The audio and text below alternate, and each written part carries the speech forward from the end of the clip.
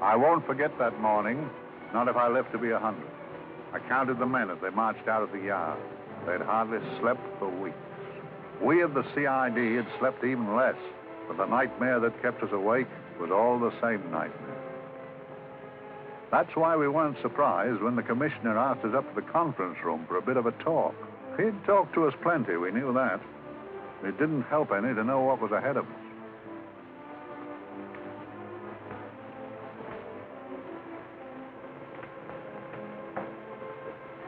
Must we have that window open, Gregson?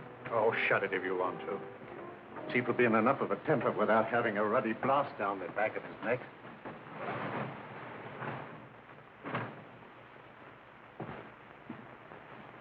Gentlemen, the commissioner. Stuffy in here. Be seated, won't you? Gentlemen, if you wish to know what able men you are, read any of the works of popular fiction that glamorize your achievements, but don't, I beg of you, read the daily papers. They might give you an inferiority complex. I hate to mention it, but we're confronted with a series of the most atrocious murders since Jack the Ripper. And in the meantime, the CID might as well be playing at shove halfpenny for all the good we've accomplished. Now look. Here, here, and here. Each of these red flags scattered through the city stands for a woman brutally murdered, a woman's terror, a woman's death agony. These are no ordinary crimes. These are the works of a fiend who kills first and mutilates afterwards. A ghoul who hacks off a part of his victim's body and carries it away with him, a loathsome souvenir of his butchery. 3 women murdered so far, and you haven't turned in one clue. You haven't given me one lead. Here you sit and wait for news of a 4th victim, with your arms folded.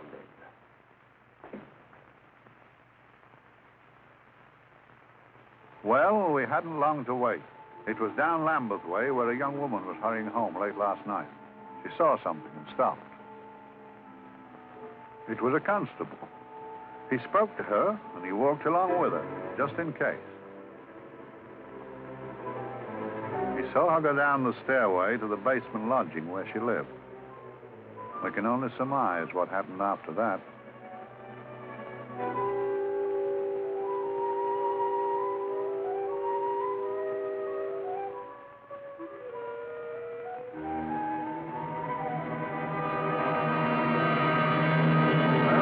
My pride in my pocket and went to see the man who'd so often helped out Inspector Lestrade and myself in the past, Mr. Sherlock Holmes.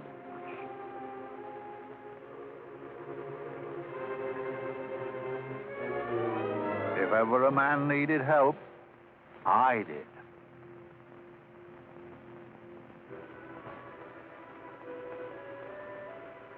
This makes 4, Inspector. 4 defenseless women here in the heart of London.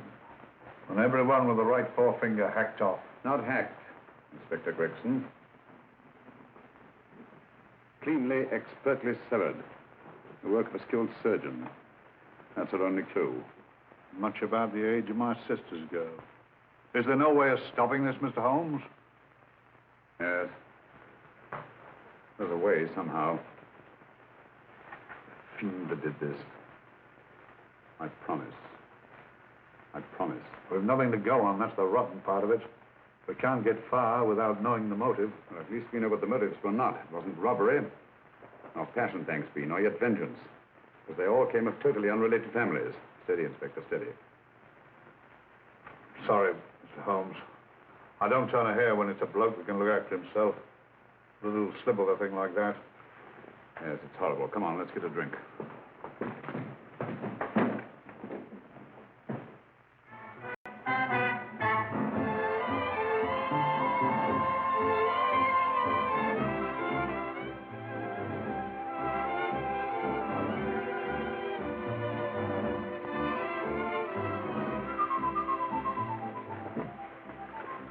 evening, Mr. Holmes. Evening, Vincent. Whiskey and soda, please, and a double for my friend here, Inspector Gregson. Thank you, sir. Make mine Irish. Decent of you to give me a hand with this thing, Mr. Holmes. Always a pleasure to be of help to Scotland Yard, Inspector. Little out of my line. Looking for a maniac who murders just for the fun of it. Or perhaps just to get a human finger. In all 4 cases, murderer risked capture by stopping to secure a finger. Well, what for? Who knows? He's just a madman. Perhaps there's method in his madness. If we could just trace those missing fingers. If we could just drain the English Channel, we might find a penny. Huh? Oh, thank you. You may keep those, Mr. Holmes. Thank you.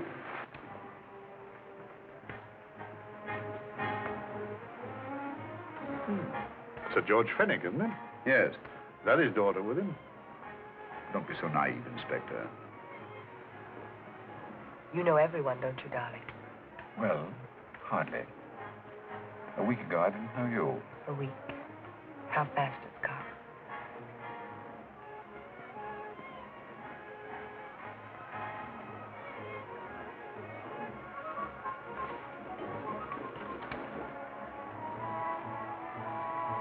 I collect these things.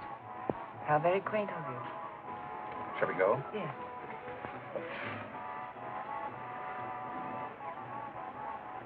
What are you looking at, Mr. Holmes? Looking at a very handsome woman. Not born to the purple, but giving an excellent imitation. Would you like to come to my flat for a nightcap? Lovely idea. Yes, it will do.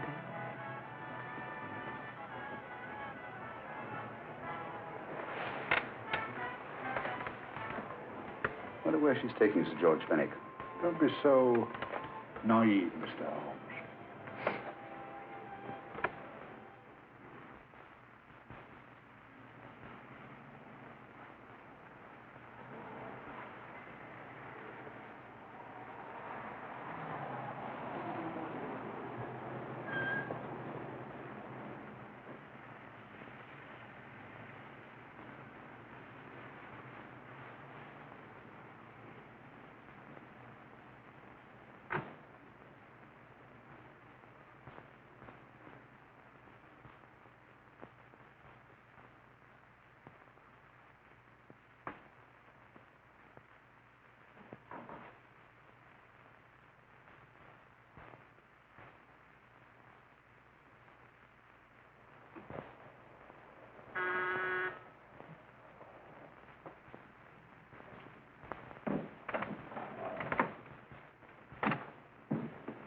Good evening, Mum. Hello, Grandin. Any messages? No, Mum.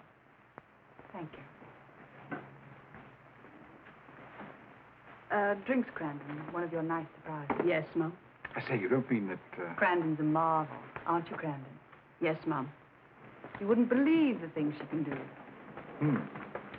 Ah, charming face. Delightful. Really? You think so? I'm so glad. Do sit down. Do you mind? Do I mind? What a question. I don't mind anything, really. Except not being with you. Now, you really don't want me to believe that, do you? Not too seriously. Good. We're both quite grown up, aren't we? Quite.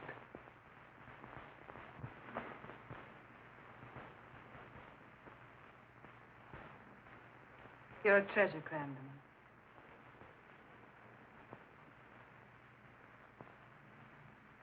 And lower the lights a little as you leave.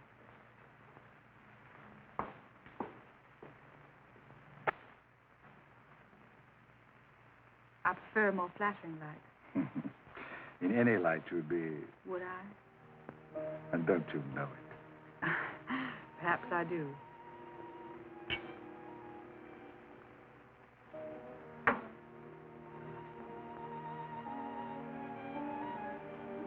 Oh, that priceless woman. You wouldn't believe it, but she's absurdly romantic. She loves dreamy music, and she thinks that we... But we do, don't we? Do we? Well, it's rather soothing, restful. Yes. And we all need rest at times, like tired children who played too long. You've played with wooden soldiers, I suppose. Funny. Hadn't thought of that for years. Toy boats were my special joy. Anything I could set afloat anywhere. Like this. And this. Toy boats sailing into the Never Never Land. The land of beautiful dreams. Look. Look, odd, isn't it, how the light is reflected? Little specks of light that move and move, like stars on a slowly moving stream. You know, Holmes, I'm very sensitive to atmosphere. No? Yes, I can tell by the feel of this room there's been a murder committed here. It may interest you to know, my dear fellow, it was the other side of that door at the foot of the stairs that the poor girl was murdered. If only I could find it. Find what? The one thing these unfortunate victims have in common that might give us a motive for these murders.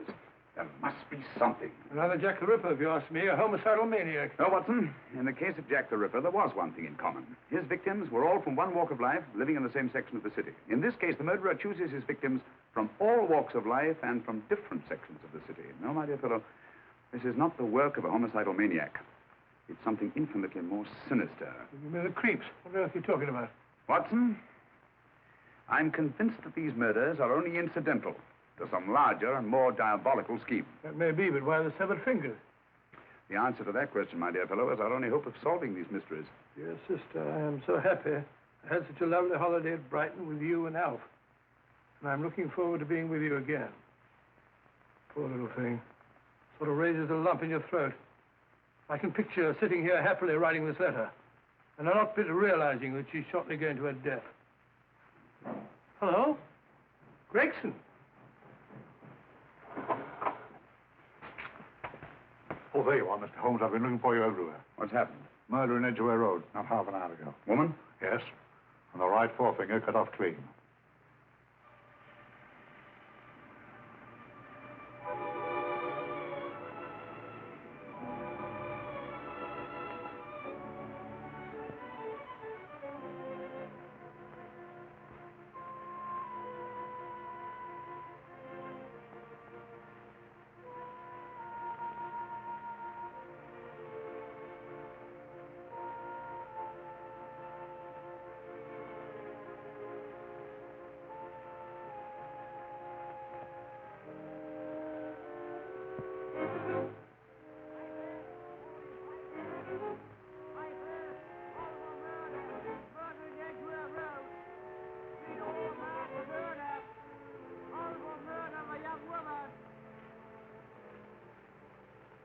Papers!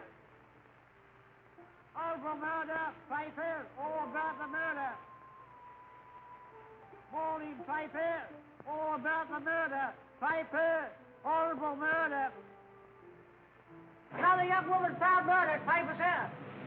Horrible murder, papers, papers, read all about it.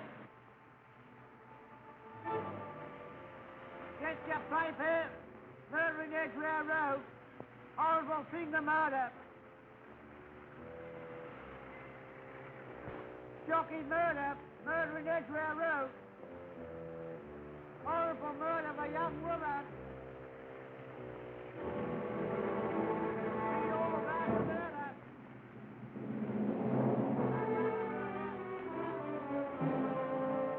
Only fancy, Mum. There's been another of those horrible murders. Dear, dear, how shocking. Yes, Mum. I really don't feel quite safe here myself. Oh, dear.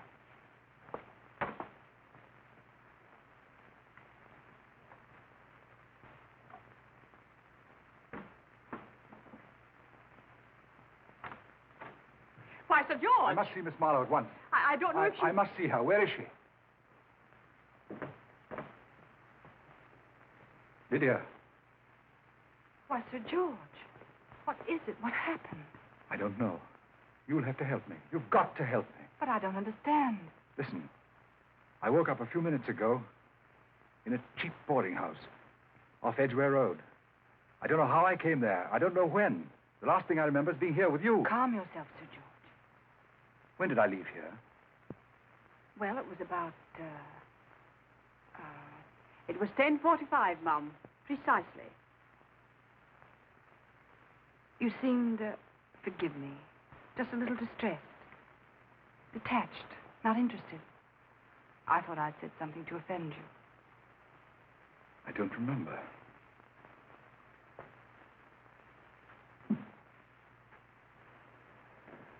I can't remember. Tell me, has this happened to you before? Before? Well, there is such a thing as amnesia, you know. It was 10:45 when I left you. It was 9 this morning when I woke. Over 10 hours lost.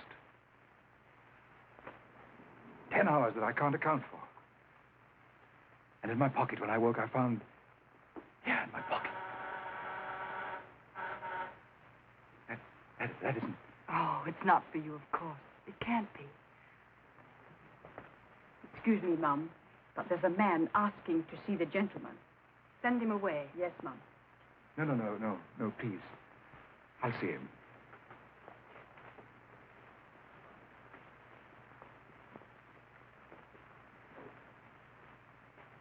Well?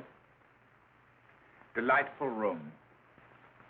Not much like the place you woke up in this morning. You followed me here? Yes. Are you a detective? Oh, no. Quite the contrary. Don't be afraid, Sir George. You know my name? Oh, yes. A very old and highly honored name. And being the bearer of such a name, and also a very wealthy man, I thought you might care to possess yourself of this trifle. Rather than let it fall into the hands of the police. It is yours, if I'm not mistaken. The initials, GF. Where did you get this? It came out of your pocket. I saw it fall, but you never noticed. You were very busy, bending over something with a knife. Then you put something in your pocket.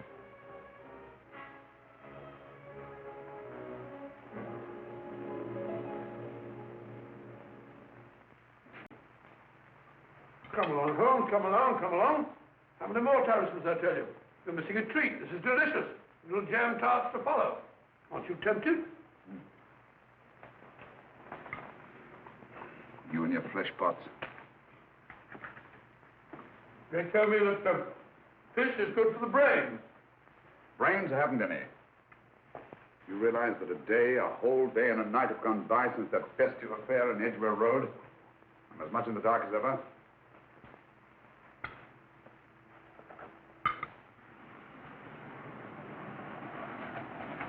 Hello, here comes a client, unless I'm very much mistaken.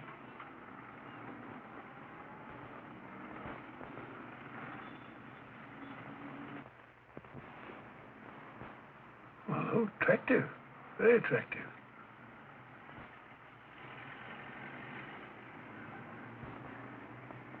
Obviously, she left home under the stress of some very great emotion. How do you know that? She isn't wearing any gloves. A startling omission in a young lady of fashion. Oh, she didn't put her coat on. Open car, too.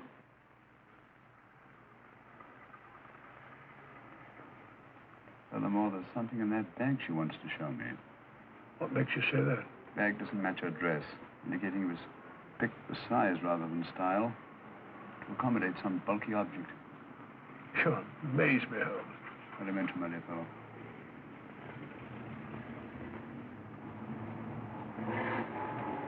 Well, that's interesting. What is? A cab, turning at the empty house. Wonder why he followed her here. Oh, wouldn't you? Quite possibly with glasses.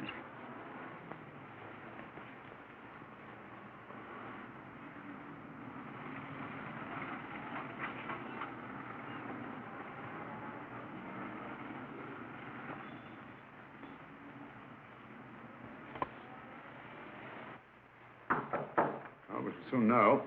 Yes, Mrs. Hudson? It's a young lady, sir. Most urgent. Ask her to come in. Go right in, miss.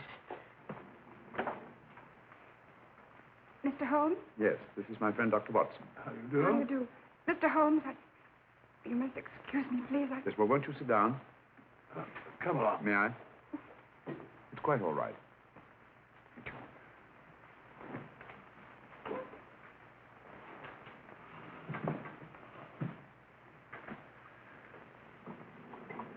Now try to control yourself, Miss Fenwick. You're with friends. You know my name? No magic, I assure you. I've often seen your picture. You're the daughter of Sir George Fenwick, aren't you? Yes. It's about my father that I... What about your father, Miss Fenwick? Oh, I don't know what to do. He's always been the nicest, dearest person. Only since Mother died. Yes, my dear, we know. So I didn't think anything of it when he was away the night before last. But he didn't come home until yesterday at tea time. Didn't come in for dinner at all. Just paced up and down in the library hour after hour. I begged him to let me in, but he wouldn't. Steady, steady. Now take your time. I couldn't sleep a wink last night. Then I started hearing things. Hearing things? What sort of things?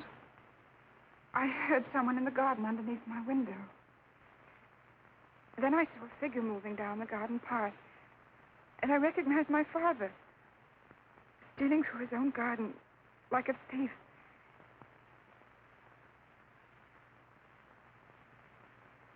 He had a spade in his hand. And he stopped by the greenhouse where he started to dig. This morning, at daybreak, I stole out into the garden and found this.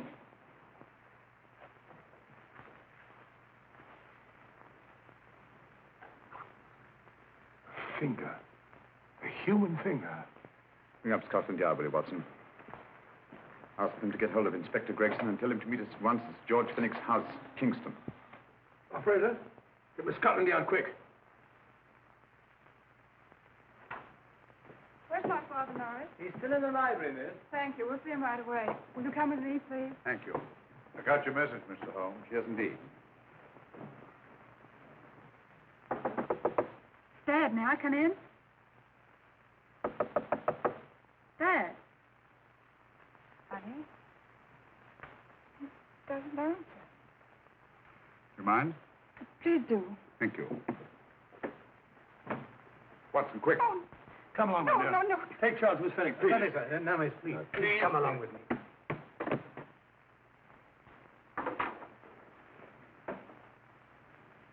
Dead? Yes.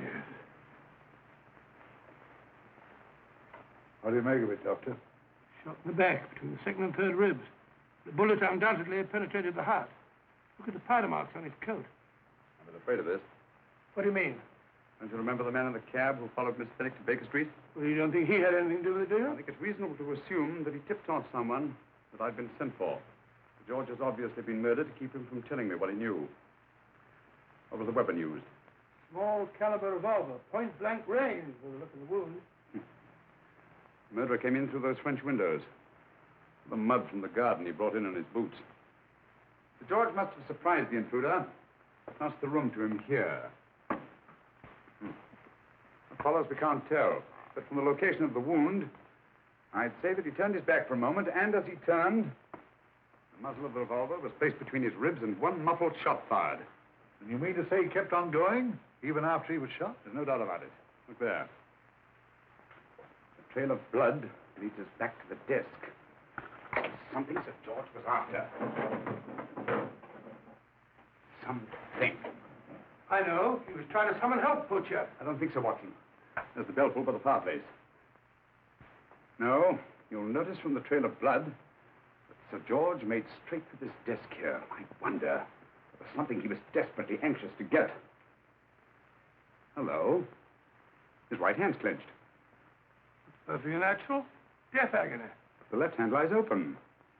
Why only one hand clenched in the death agony? The right hand, the hand nearest the desk. Please note that. If Sir George took something off this desk, something so important that he spilled his last drop of blood to get it, I want to know what it is.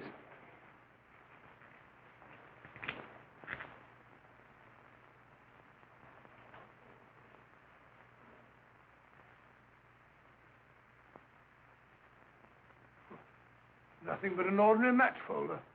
Where does that lead us? I imagine to something very important, Gregson. This match folder's from Pembroke House. Why shouldn't it be? He was there, you know. We saw him yesterday. Yes, but the effort he made after he was shot to get hold of this match folder. It's just possible he wanted someone to remember Pembroke House. He may have wished to recall it to someone who saw him there. Someone who, like ourselves, saw him with a woman.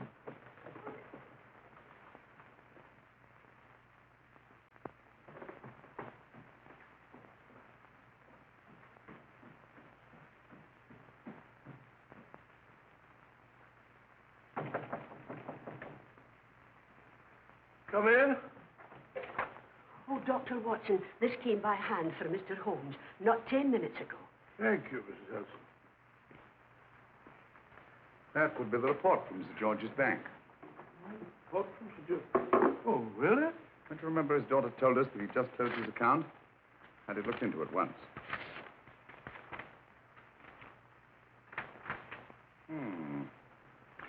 He drew out his entire balance in cash, nearly £10,000, yesterday, just after that young woman was murdered. What does that suggest to you, Watson? That he paid it out to someone. Precisely. I smell the faint, sweet odor of blackmail. You don't think he paid it out to someone who saw him murder the McLean woman? Sir George never murdered anyone. But he did have that woman's finger, and he evidently did have and pay out a lot of cash. That's the terrifying part about blackmail, Watson. The victim is afraid to fight the accusation, no matter how false. Once the accusation is made, his name is smeared, and sometimes his life is ruined. Well, Sir George didn't commit these murders. What fiend did? I rather think they're not the work of any one man. Oh, come, Holmes. You don't expect me to believe there's a whole organization going about killing people and chopping off their fingers. That's possible, quite possible. Well, whoever's behind all this thing must be out of his mind. On the contrary, my dear fellow, if my assumptions are correct, this little scheme has behind it the most brilliant and ruthless intellect the world has ever known. You don't mean Professor Moriarty? I do. Oh, steady, Holmes. You've got him on the brain. This is the third time in as many months you've suspected him of unsolved crimes.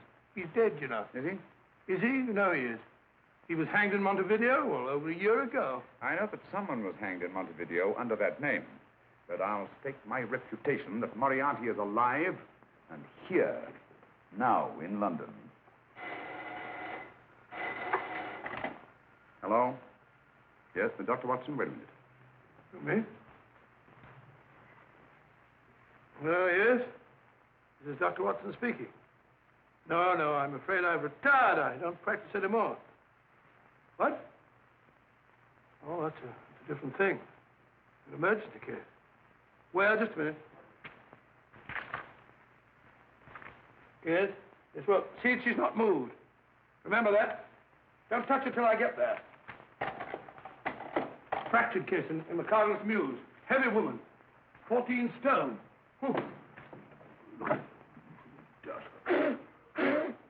14 stone. Just the sort of person who would hoist herself up on a stool to feed the canary. There ought to be a law against fat people keeping little dicky birds. Well, so long, old man. I shan't be very long. I haven't used that bag since I brought little Amelia. What's her name in the world? Grew up to be a very unattractive child. Oh, who wouldn't with a name like Amelia? What Amelia? Amelia.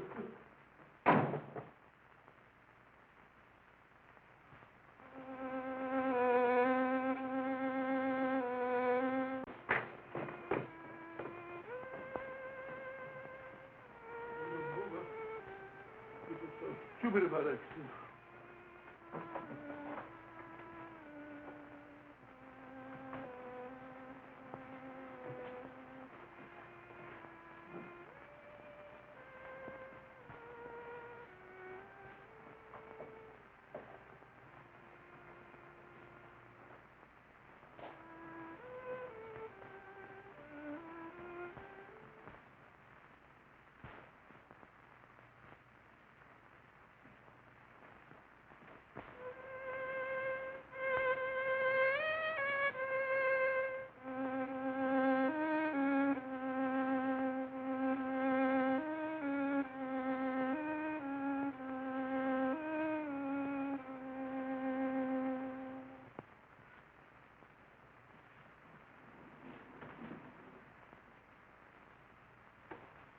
you, Professor Moriarty. Not that I wish to appear inquisitive, but to what am I indebted for the pleasure of this visit? Scotland Yard will be interested. It's very convenient for me to have Scotland Yard think that I'm still dead in Montevideo. I never dreamed of fooling you. Thank you. The thought occurs to me, Mr. Holmes, that there are some advantages in living within the law. You're very comfortably fixed here, aren't you? As I get on in life, the little comforts appeal to me more and more. Oh, I beg your pardon. Won't you sit down? Thank you.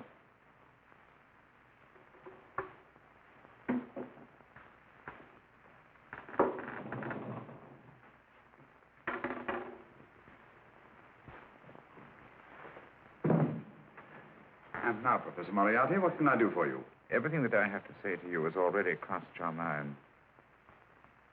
And my answer has no doubt crossed yours. Yes, final? What do you think? I shall not rest until you are hanged for the finger murders. You've no proof, you know.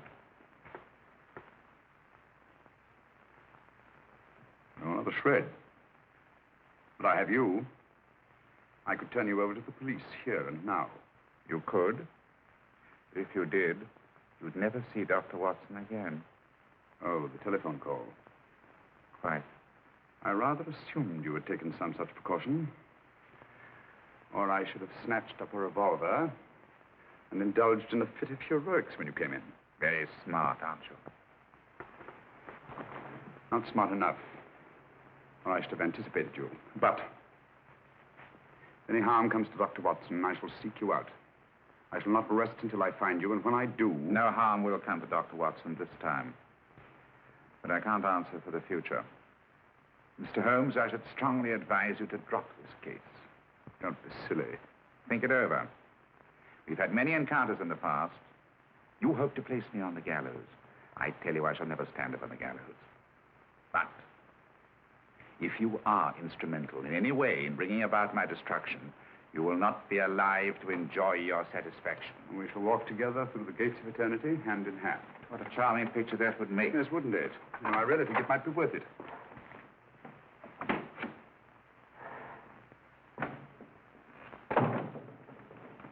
Shoelaces, Governor? Tuppence a pair. And strong enough to hang yourself. How many more times must I tell you I don't want your filthy shoelaces or your company? Shoelaces, Governor? Last impertinence. Run along, my good man, or I'll give you in charge. Shoelaces, Governor? Shoelaces, Governor? Help a poor bloke. What's only got one arm? Any luck with Mr. Holmes? You can read his obituary in tomorrow's papers.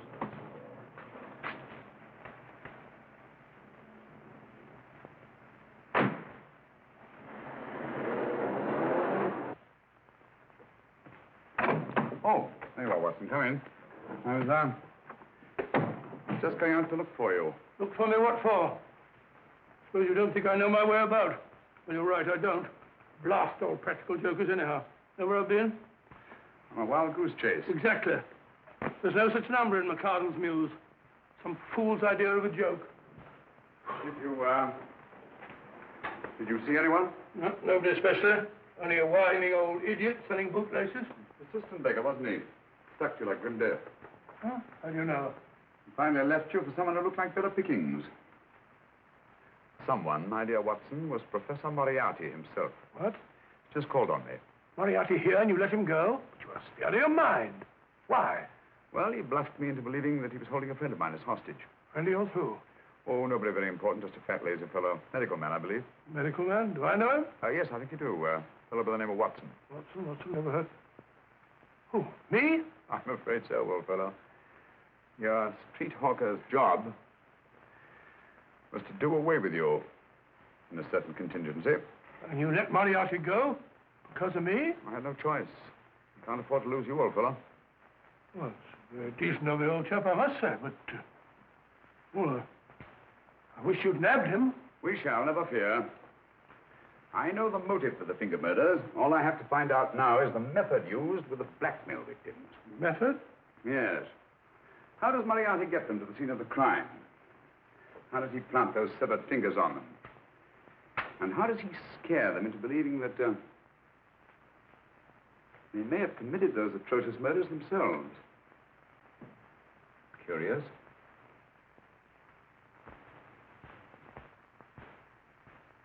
Very curious. Huh? Curious? What's curious?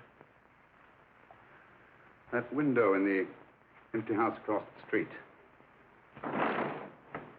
First floor front. Oh? What's wrong with it? It's open. Well, shouldn't it be open? Well, it wasn't open half an hour ago. I'll stake my life on that. Well, it's not our business. Let it stay open. I wonder if you'd go over, old fellow, and see what's the matter. Trespassing. Against the law. Well, I'll go myself. Oh, well, you're going to put it like that? Ridiculous waste of time. Think about shutting windows at this hour of the night. Yeah, you better take this torch. Don't take what... Dignified job for a doctor. Dr. Watson, the torchbearer. And what do you propose to do? Sit in a comfortable chair, I suppose, and read a good book? That's a very good idea. Yes, very good idea. While I play night watchman, you have a nice read. Mm-hmm. Good night. Have a good time. Good time. What do you mean, have a good time?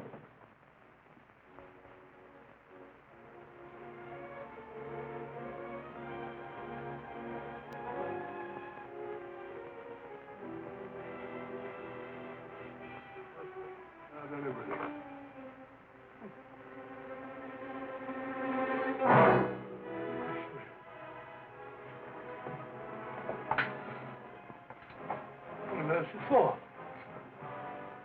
Oh, umbrella stand. Pretty little thing to keep about the house. Must have been a pet.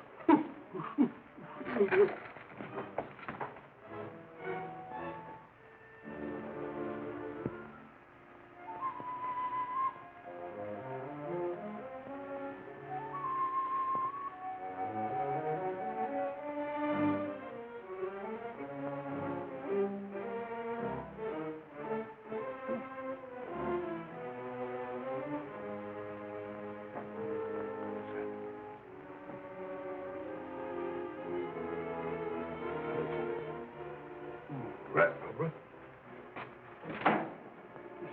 Oh.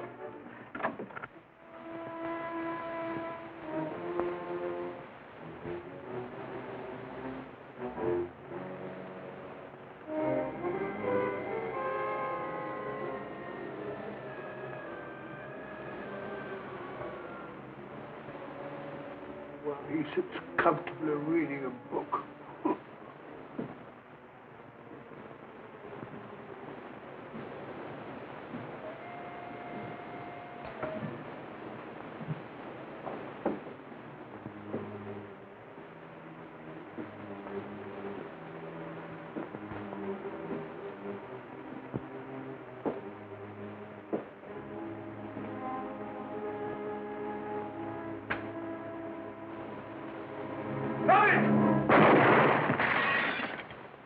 He killed Holmes!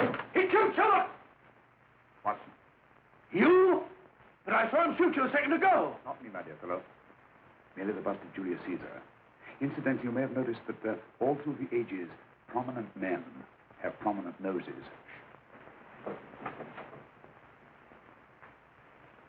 Oh, I'm afraid we're in for terrible trouble again with Mrs. Hudson. Windows smashed, plaster all over the floor. Get up, you.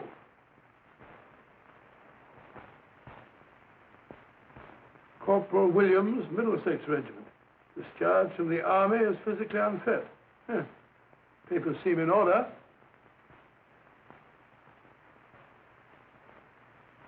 Now, Corporal Williams, you've seen service in the Far East, haven't you?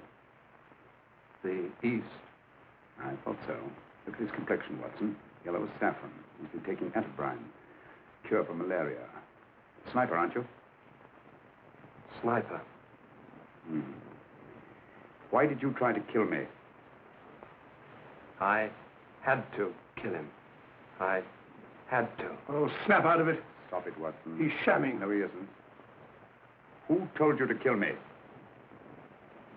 She told me. She told you? She told me I couldn't miss. Well, luckily you did miss, you murderer. Isn't a murderer, Watson. Listen, Corporal Williams. She told you you had to do it, didn't she? I had to do it. I've got it, Watson, I've got it. Got what? The method used in the finger murders. Well, what is it? Hypnotism, my dear fellow. Hypnotism. And it wasn't against his nature. That's the devilish part of it. They picked a man for their purpose whose job was sniping. Who are they?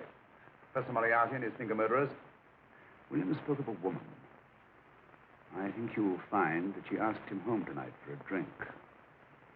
Nice quiet rooms, soft lights, music. You got it all pat, Mr. Holmes. What's the lady look like? Up 30, nice figure, blonde, lustrous eyes. Oh, really? Got a phone number? Williams will give us her address. Look after him, Gregson. Don't let anyone come near him.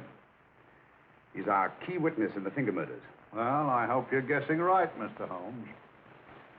Get up, Williams. Now, go with Inspector Gregson anywhere he tells you. Come on.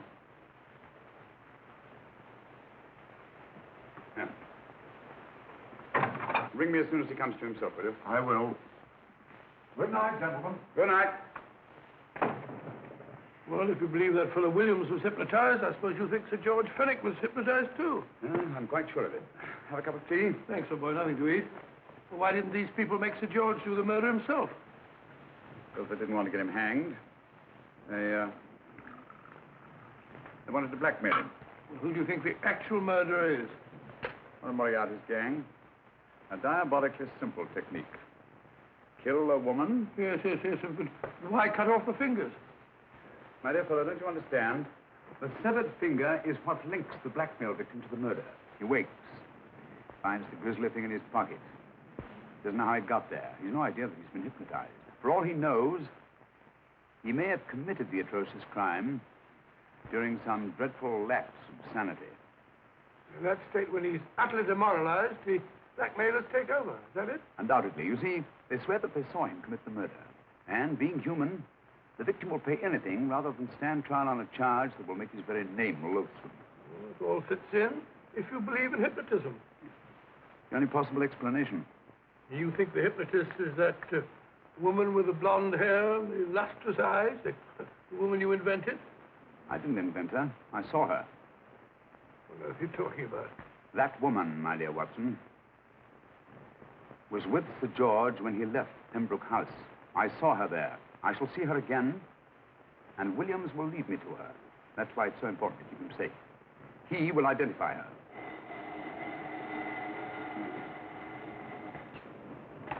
Well?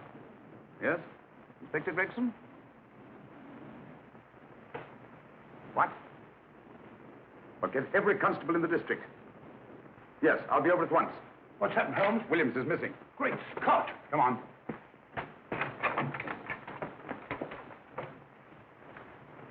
Lorry crashed into Gregson's car. During the confusion, Williams disappeared. Escaped, eh? No, kidnapped. To keep him from talking when he came to. You don't think that Moriarty... Moriarty? Anything is possible.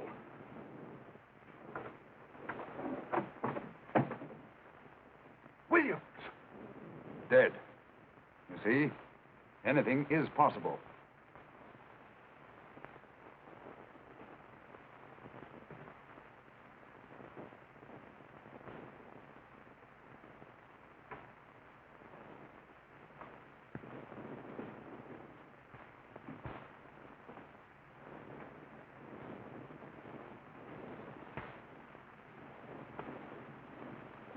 Oh, good morning, Professor Moriarty.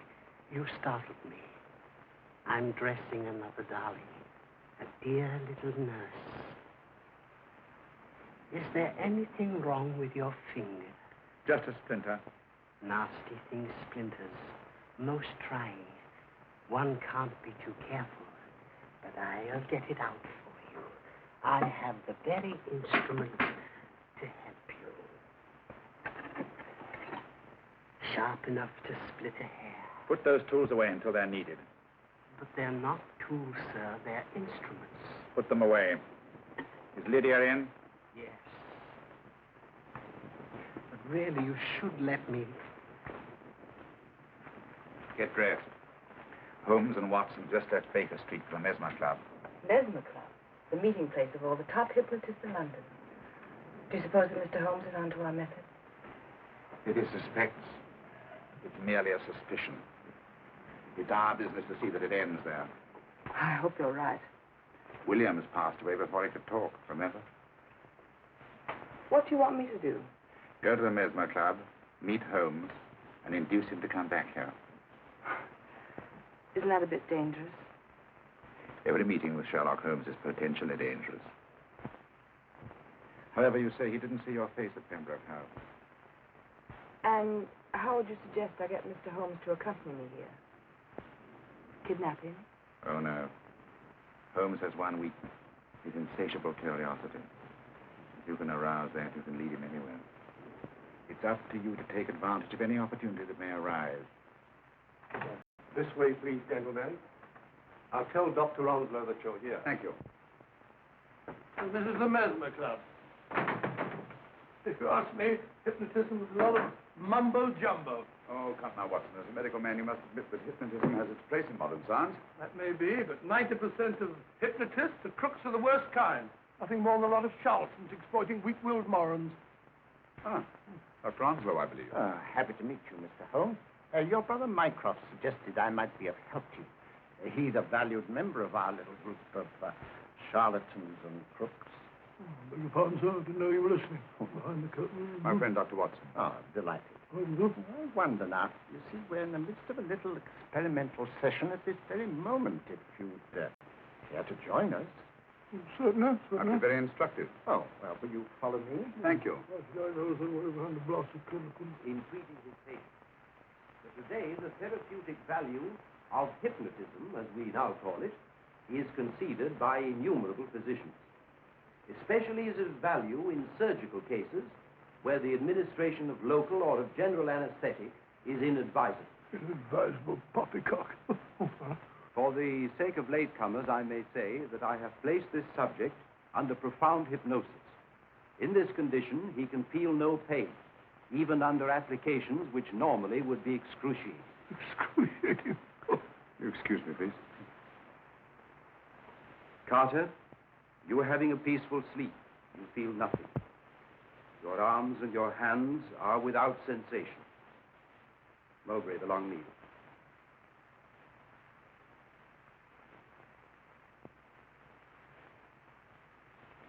Carter, give me your right hand.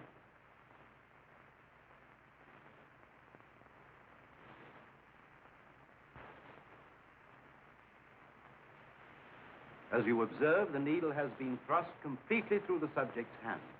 No feeling, no pain. This lack of feeling is the one infallible test of profound hypnosis. Nonsense. Fellow's full of drugs. Well, isn't he? Definitely not, Doctor. Wake up, Carter, wake up. You feel well and rested, remember. No pain anywhere. Wake up, wake up. I say, when are you going to begin? All through, Carter. Stand up. This way, sir. And, are these all the people that come here? Oh, no. Others keep dropping in all the time. I suppose it's all right for those who believe in it, but of course, I'm a professional man myself. Then you don't believe in hypnotism, Dr. Watson? I don't deny that there are certain types of hysterical, feeble-minded people who go under if you point your finger at them. But anyone with an ounce of character... How right you are. You see right through our little artifices, don't you, Doctor? Right through, my dear sir. Right through. Right so. But with the feeble-minded, as you say... excuse us, Mr. Holmes. Certainly. Step over here, won't you? Certainly, sir. Anything to oblige. Let me show you how easily we charlatans take advantage of them. Now, sit down, Doctor. Now, we set a thing like this in motion. It's wonderful, the attraction on the feeble-minded, of course. The continuous motion, if they just let themselves follow it. Of course, you could stare at it till doomsday, Dr. Watson, with no effect at all. still, it might make you a little drowsy, like the white ribbon of road at night when you're driving. The rhythm is smooth, unbroken, and the road goes on and on, round and round, always the same, winding and winding. And you're drowsy, you're tired. Let the road come into you, as it were. The long road, the smooth road, the road to sleep. Sleep.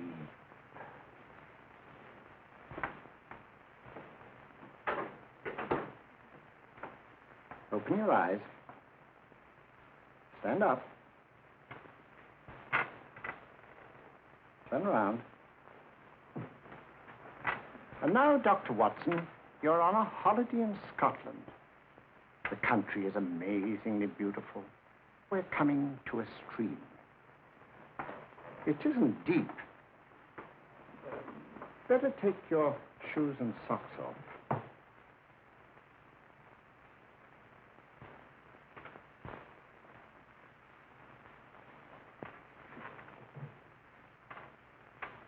Roll up your trouser.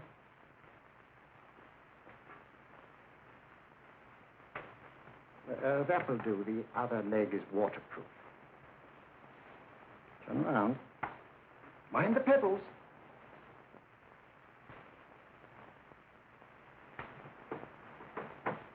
Sit down.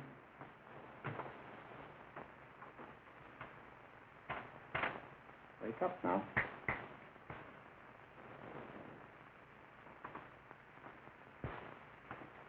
I see. What did I tell you? It didn't work with me. Why, nobody with an ounce of character.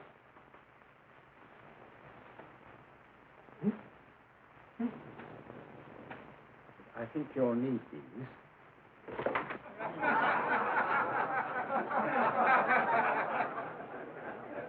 Nothing to laugh at. Watson, she's here. Oh, woman you're looking for? Yes, I'm going to meet her. Perhaps I can induce her to take me to Moriarty. Do you think it's wise, Holmes? May not be wise, but it's essential. After all, I've held me on with Moriarty in the past. But isn't it dangerous? She might be a hypnotist. My will isn't stronger than hers. I deserve to be hypnotized. I feel I must protest, Dr. Onslow.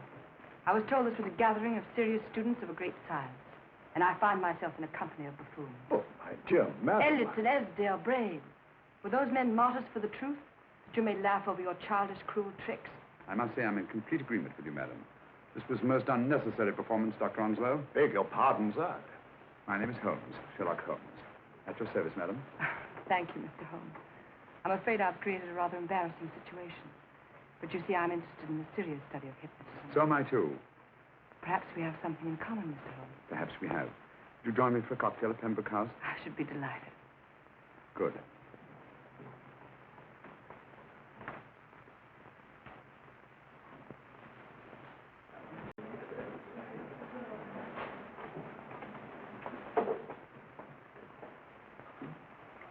Thank you. I didn't know there was such a pleasant place in London. It was so nice of you to suggest our coming here. I thought a little pick-me-up would do us good.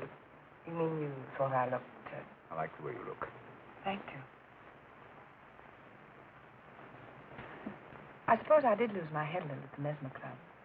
But you see, hypnotism is almost a religion with me. I know so well what it can do to help, heal. And I can't bear to see it used for trivial purposes. I know very little about it. That's why I went to the Mesmer Club. You see, I'm rather puzzled just now with the case that I'm working on. How fascinating. Tell me about it. The murder of Sir George Pennick. Pennick? Who's he? Quite a well-known figure. Odd now I come to think of it.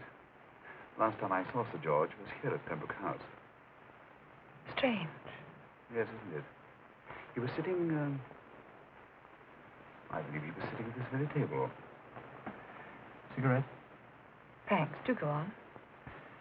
There was a charming lady with him. He was lighting a cigarette.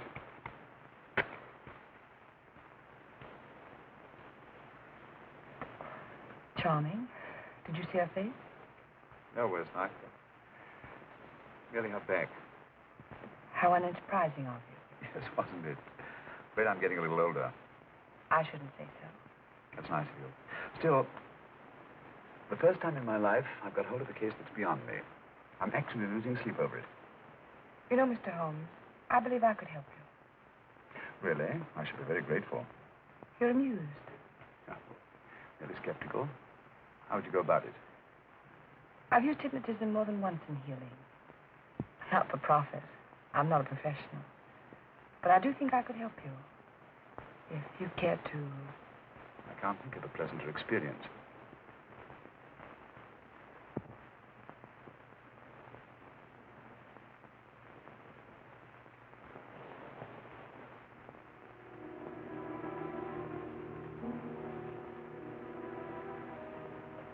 Low light, music, is that all there is to it? You must relax, Mr. Holmes. I'm afraid you're a rather difficult subject. So I thought perhaps a little help. Materia medica might be advisable. Drugs?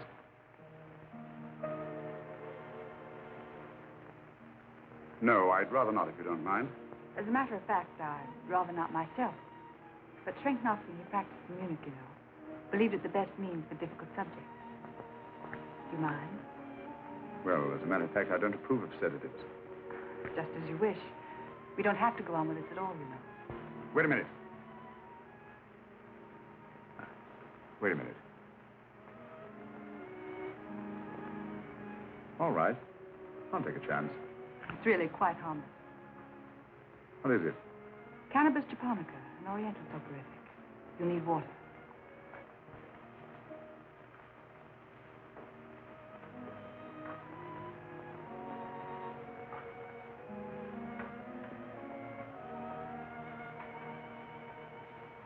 Thank you. Now sit down, Mr.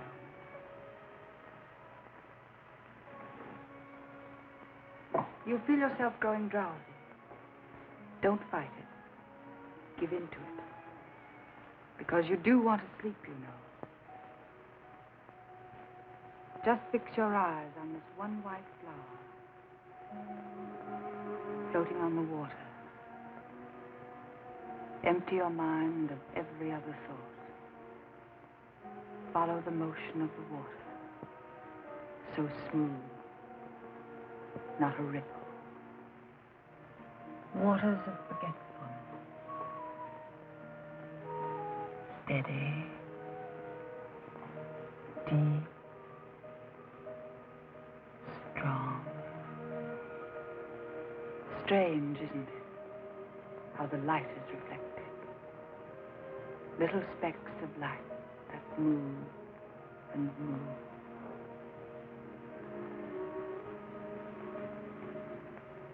It's restful here. It's peaceful. It's friendly. And you're very close to finding what you're looking for. You'll find them soon now. The guilty ones. When you're rested, gentle waters closing over you. Steady, deep, strong, drawing you down, down, down.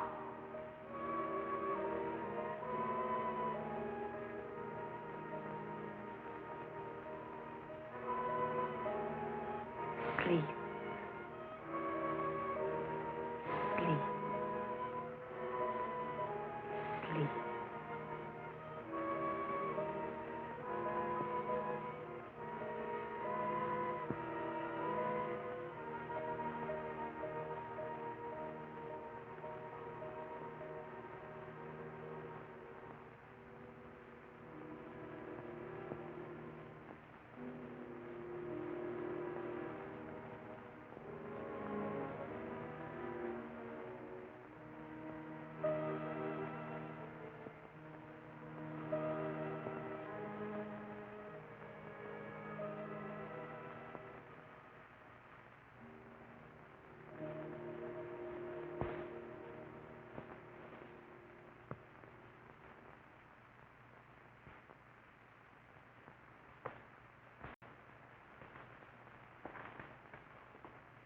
Here he is, Professor Moriarty. Stand up, Mr. Holmes.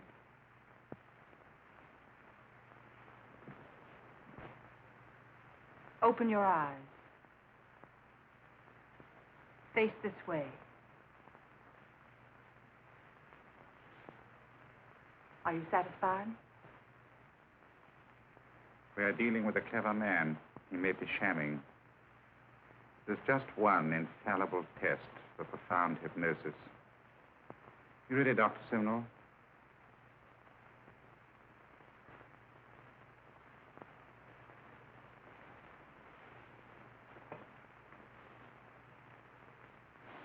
That will do, Doctor.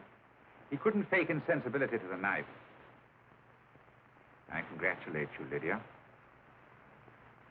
Turn round, Mr. Holmes. Now walk to the desk.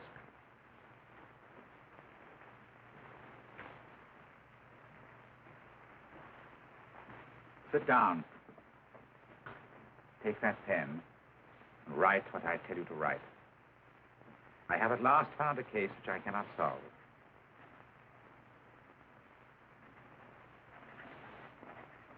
I have outlived my usefulness. Therefore, I have decided to end my life.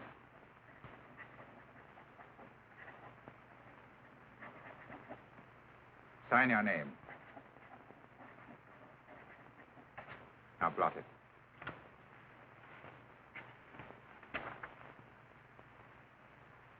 Fold it up.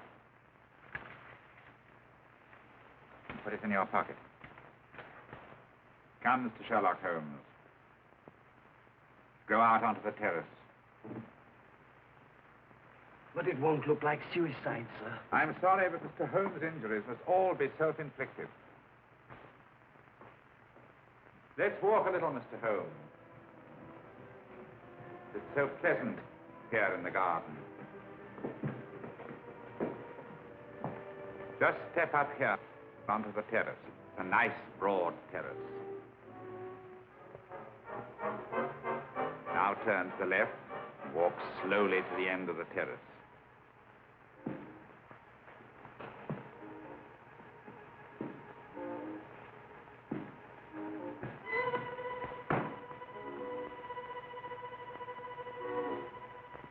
Don't stop. You must walk to the end, you know.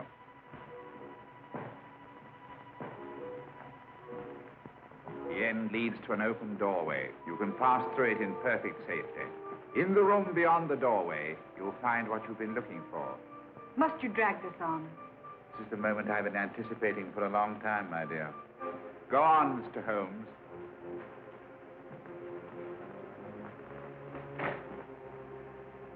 Through the open doorway, you will find the man responsible for the finger murders and the death of Sir George Fenning. Professor Moriarty. Holmes! Stand still! What a beautiful view, Watson. I'm quite enjoying it. No, you're not. You're hypnotized. You're under a spell. Stand still. Don't move. Steady, Holmes. Steady does it. Stand perfectly still where you are. Nonsense, Watson. You don't know what you're doing. Of course I know what I'm doing. You mean you're not hypnotized? Certainly not. Then get off the wall, you idiot. Oh, look out! Oh, Dear fellow. what were you doing up there? Holding the fort until you arrived. What kept you? Oh, I ran into a spot of trouble on my way to Scotland Yard. I was arrested for exceeding the speed limit. Your luck seems to hold, Mr. Holmes. I'd hardly call it luck, Professor. You see, I substituted a drug of my own for the one that this dear lady pressed on me.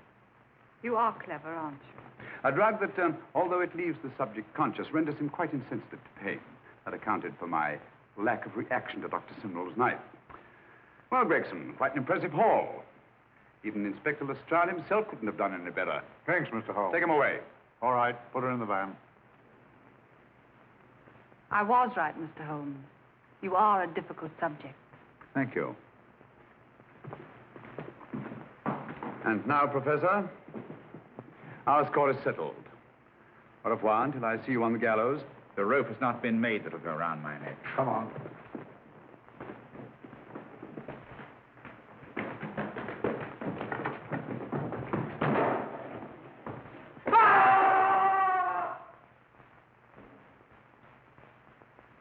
I'll take care of things, Mr. Holmes. Thank you, Inspector. Come on. An evil man, Holmes, but what a horrible death. Better than he deserved. What are you thinking of? I'm thinking of all the women who can come and go in safety in the streets of London tonight. The stars keep watch in the heavens. And in our own little way, we too, old friend, are privileged to watch over our city.